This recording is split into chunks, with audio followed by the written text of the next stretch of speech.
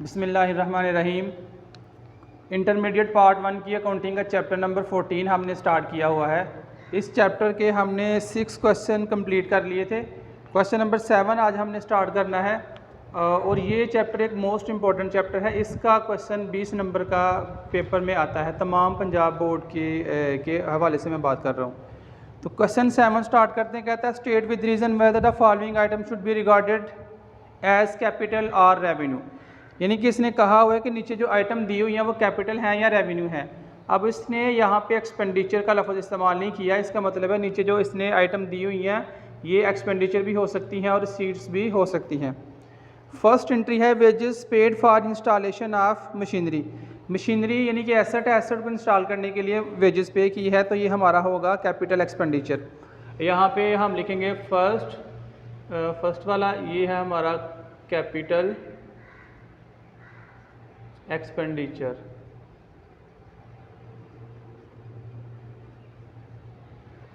Reason हमने इसकी लिख दी कैपिटल एक्सपेंडिचर। आगे नीचे हम नेचर हमने लिखी इसकी कैपिटल एक्सपेंडिचर। आगे हम लिखेंगे इसकी रीज़न में हम लिखेंगे machinery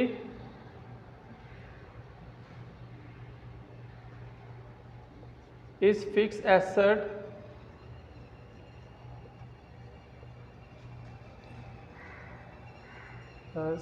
so installation of machinery is additional cost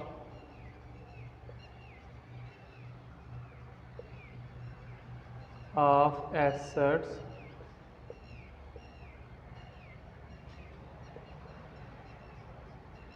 therefore it is capital expenditure।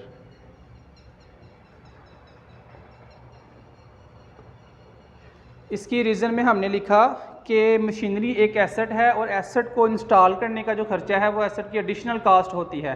तो जो एसेट की एडिशनल कास्ट है उसे भी हम कैपिटल एक्सपेंडिचर ही तस्वर करते हैं।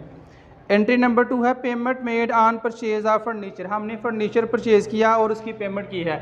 एंट्री नंबर है हमारे पास 2। अब ये जो 2 वाली एंट्री है हमारे पास, ये फर्नीचर परचेज़ किया। फर्नीचर तो एसेट है, जारी बात है एसेट की जो कास्ट है वो कैपिटल एक्सपेंडिचर ही होती है। इसे भी हम लिखेंगे कैपिटल एक्सपेंडिचर।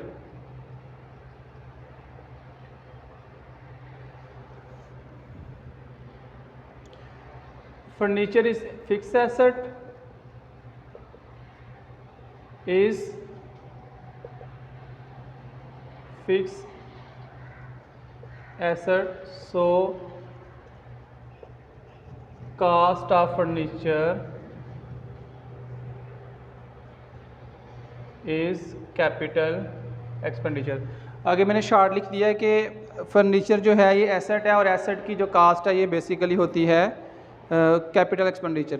एंट्री नंबर 3 आगे इसने दी हुई है custom duty paid on machinery. Machinery asset है और एसेट के ऊपर इसने कस्टम ड्यूटी पे की है। कस्टम ड्यूटी से मुराद है कि टैक्स पे किया। जब हम क्रॉस बॉर्डर हम अपने मुल्क में कोई चीज़ मंगवाते हैं तो उस पर गवर्नमेंट को कोई ड्यूटी या टैक्स पे करते हैं और उस टैक्स को हम नाम देते हैं कैपिटल एक्सपेंडिचर का। तो यहाँ पर हम लिखेंगे एंट्री नंबर 3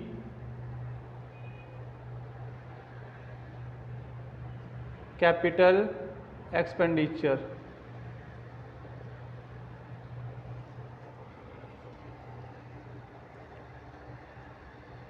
कस्टम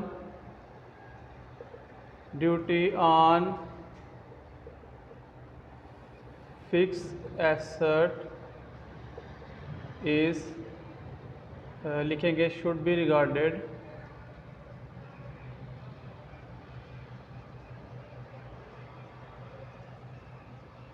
as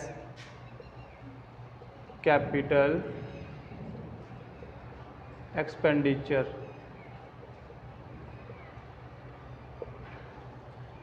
तीसरी एंट्री हमने कर ली कंप्लीट। आगे एंट्री नंबर 4 है cost of air conditioning. Air conditioning की कास्ट है। अब एयर कंडीशनिंग भी एसेट होता है एयर कंडीशन, तो इसकी कास्ट भी बेसिकली होगी कैपिटल एक्सपेंडिचर। एंट्री नंबर 4 करते हैं capital expenditure.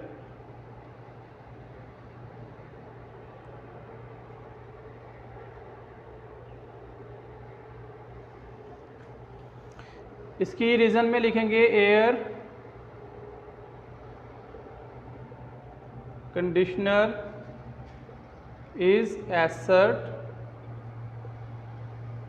So cost of air conditioner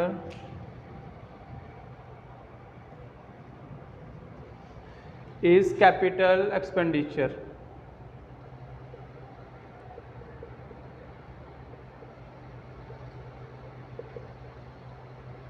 इसकी रीज़न में हमने लिखा कि एयर कंडीशनर जो है ये एक फिक्स एसेट है और एसेट की कास्ट जो है वो होती है कैपिटल एक्सपेंडिचर।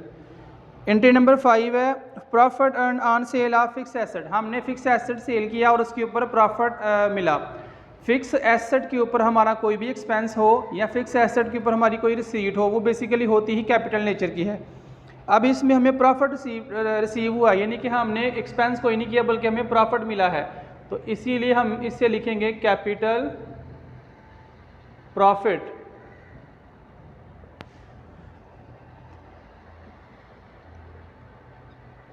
प्रॉफिट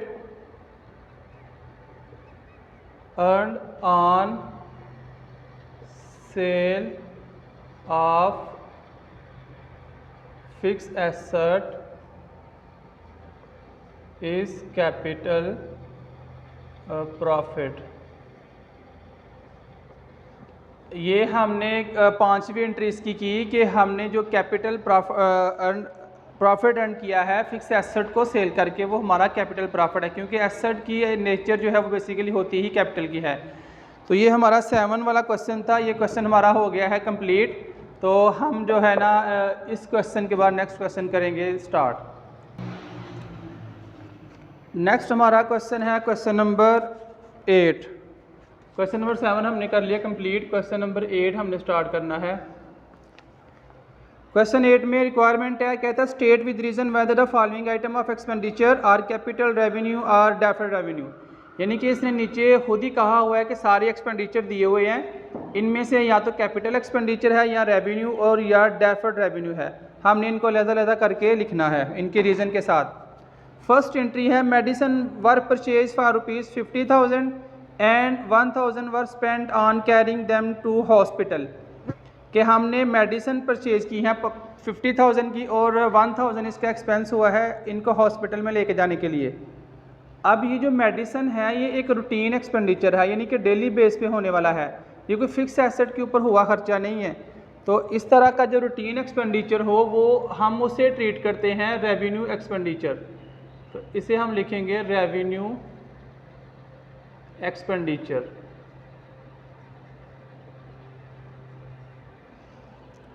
इसकी रीज़न में हम लिखेंगे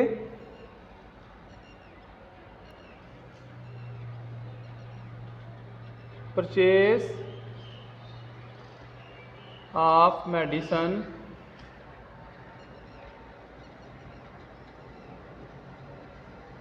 is routine expenditure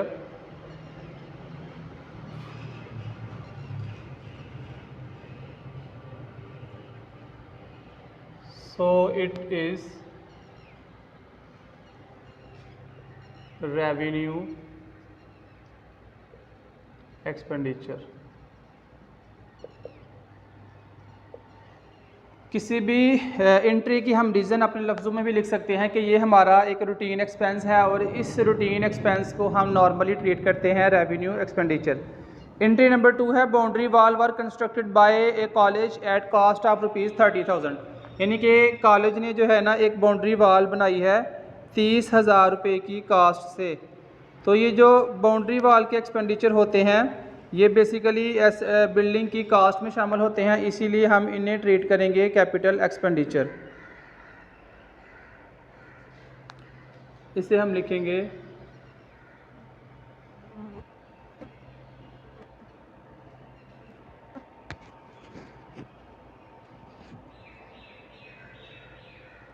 entry number 2 दोबारा डेट करते हैं। एंट्री नंबर 2 है boundary wall were constructed by college at cost ₹30,000। Boundary wall जो कॉलेज की बनाई हुई है ये हमारा बेसिकली क्या है, कैपिटल एक्सपेंडिचर। इसे हम लिखेंगे यहाँ पे capital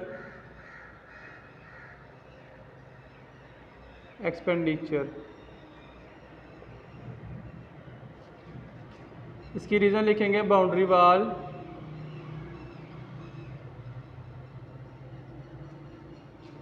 is part of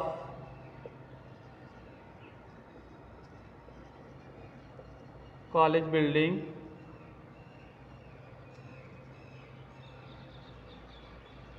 so expenses made on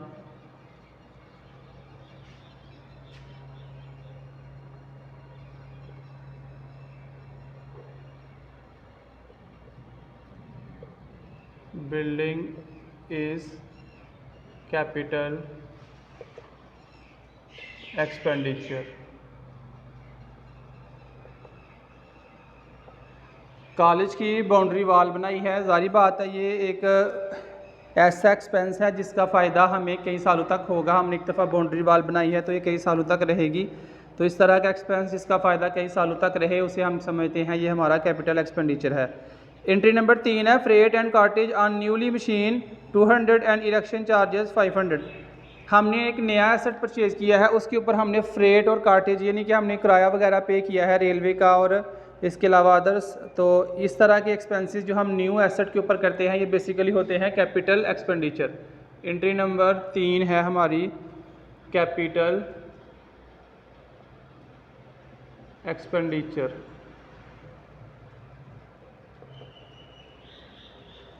इसकी रीज़न हम लिखेंगे मशीनरी इज़ फिक्स एसेट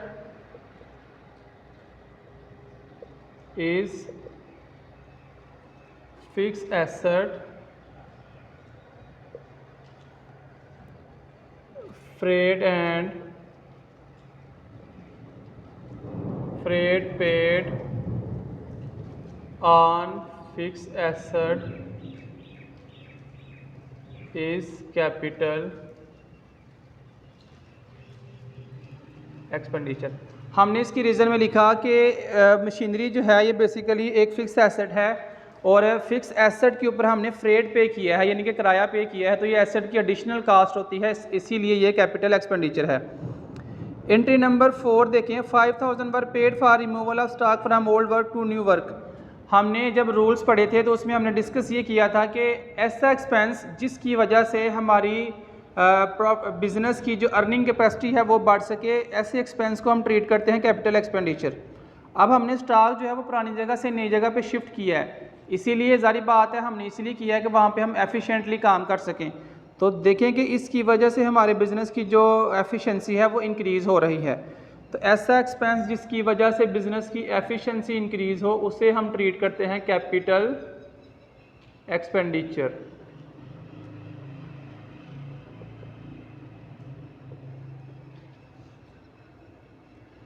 इसकी हम रीज़न लिखेंगे removal of stock from old place to new place increase the efficiency of business,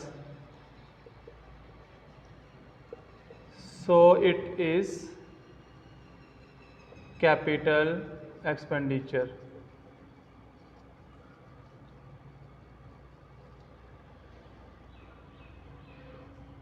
हमने लिखा कि जब हम स्टॉक को पुरानी जगह से नई जगह पे शिफ्ट करते हैं तो जारी बात है हमारी बिज़नेस की जो एफिशिएंसी है वो बढ़ जाती है। तो ऐसा एक्सपेंस जिसकी वजह से बिज़नेस की एफिशिएंसी बढ़े उसे हम ट्रीट करते हैं कैपिटल एक्सपेंडिचर। लास्ट वाली हमारी एंट्री है commission on issue of debenture. हमने कमीशन पे की है। हमने जब रूल पढ़े थे वहाँ पर हमने डिस्कस किया था कि जो डिबेंचर्स और शेयर्स होते हैं ये बेसिकली होते हैं लॉन्ग टर्म यानी कि 1 साल से ज़्यादा अरसे के लिए। तो इनके ऊपर अगर हम कोई एक्सपेंस करें तो वो कैपिटल नेचर का होता है। अब हमने कमीशन पे की है तो कमीशन जो है ना ये एक्सपेंस है, हम लिखेंगे डिबेंचर्स इसकी रीज़न में।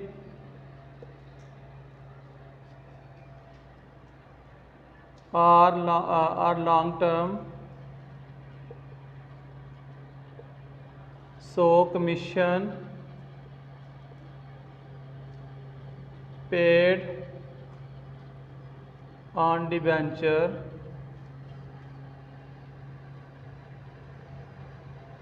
is capital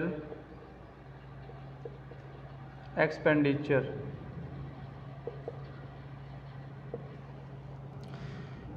इसमें हमने लिखा कि डिबेंचर जो है ये हमारा जारी बात है कि लॉन्ग टर्म होता है और इसके ऊपर हम एक्सपेंस पे करें तो ये कैपिटल एक्सपेंडिचर होगा।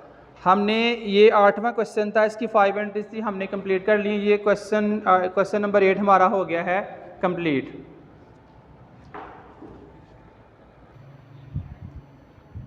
क्वेश्चन नंबर 9 अगला स्टार्ट करते हैं। इसकी रिक्वायरमेंट है, कहता है explain with reason whether the following item related to sugar mill company are capital or revenue. यानी कि इसने आइटम का वर्ड यूज़ किया है, इसका मतलब है कि नीचे जो इसने एंट्रीज दी हुई हैं इनमें एक्सपेंडिचर भी हो सकते हैं और सीट्स भी हो सकती हैं या प्रॉफिट वगैरह भी इसमें ऐड है। फर्स्ट एंट्री है 25,000 worth the amount of premium was receive on issue of shares. हमने शेयर्स इशू किए, उसके ऊपर हमने जो है ना वो 25,000 रिसीव किए। तो जारी बात है कि शेयर्स जो है ना ये लॉन्ग टर्म होते हैं, शेयर्स और डिबेंचर, तो इनके ऊपर अगर हमें रिसीट हो तो वो कैपिटल नेचर की होगी। और दूसरी बात ये है कि ये इसे हम ट्रीट करेंगे कैपिटल रिसीट। ए वाली एंट्री है capital receipt.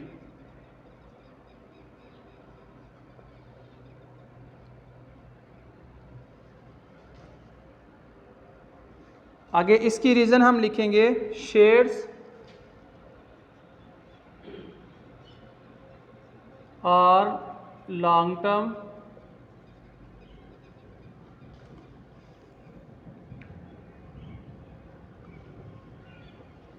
So premium received on issue of shares is capital receipt।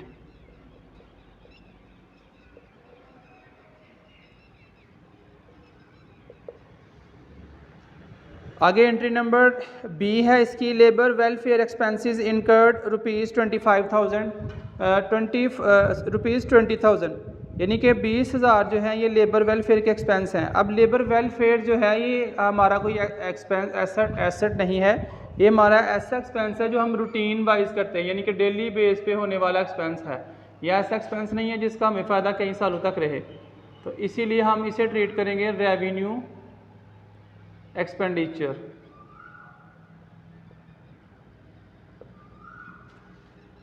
इसकी रीज़न लिखेंगे labour welfare is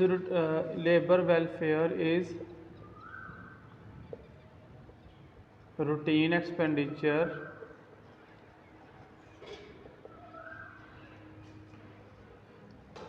so it is revenue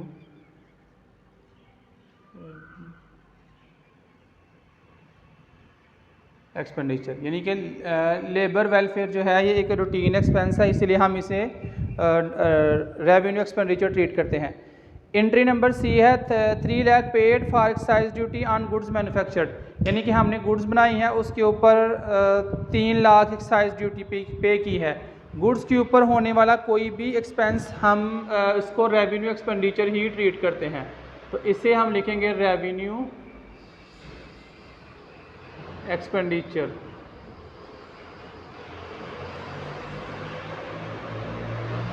क्योंकि ये जो गुड्स वाला एक्सपेंस है, जारी बात है गुड्स रीसेल पर्पस के लिए होती हैं, इसकी रीज़न में भी हम यही लिखेंगे goods are produce for resale purpose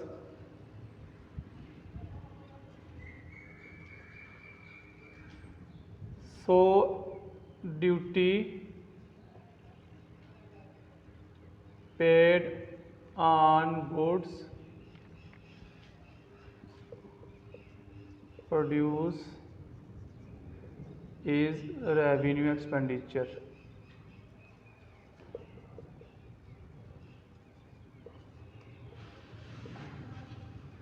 इसमें हमने लिखा कि गुड्स जो है ये नॉर्मली रीसेल पर्पस के लिए बनाई जाती हैं और इनके ऊपर होने वाले तमाम एक्सपेंसेस हम कंसीडर करते हैं revenue expenses.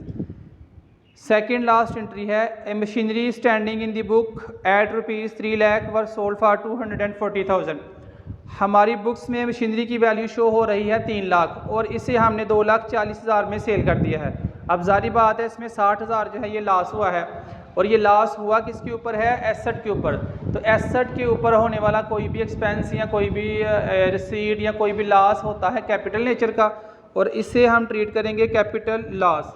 Entry number D, इसको हम लिखेंगे यहाँ पर कैपिटल लॉस। इसकी रीजन में लिखेंगे machinery is fixed asset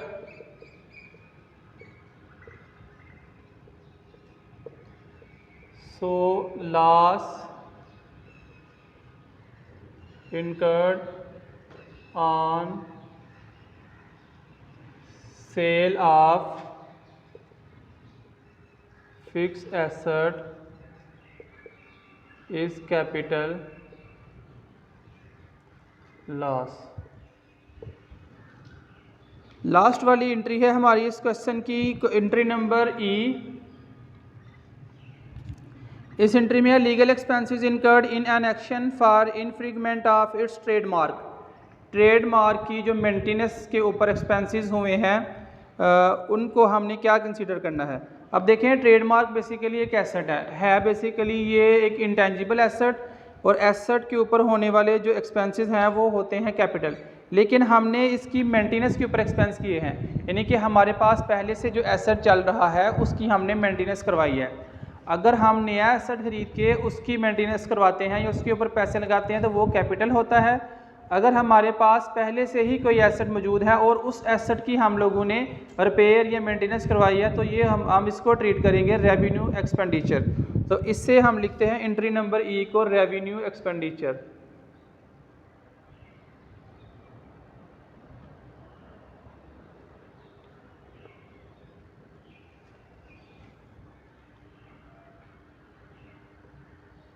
maintenance of trade mark is routine expense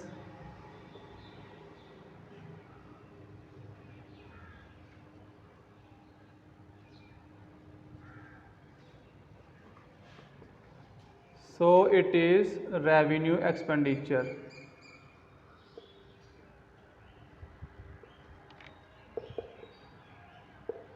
हमने यहाँ पे लिखा कि ट्रेडमार्क जो है ये एसेट है और इसकी मेंटेनेंस का जो एक्सपेंस है ये बेसिकली होगा रूटीन एक्सपेंस और इसीलिए हम इसे ट्रीट करेंगे रेवेन्यू एक्सपेंडिचर। ये क्वेश्चन नंबर 9 था, इसको हमने कर लिया कंप्लीट। 5 एंट्री थी इसकी और हमने इस वीडियो में क्वेश्चन नंबर 7, 8 और 9 डिस्कस किया।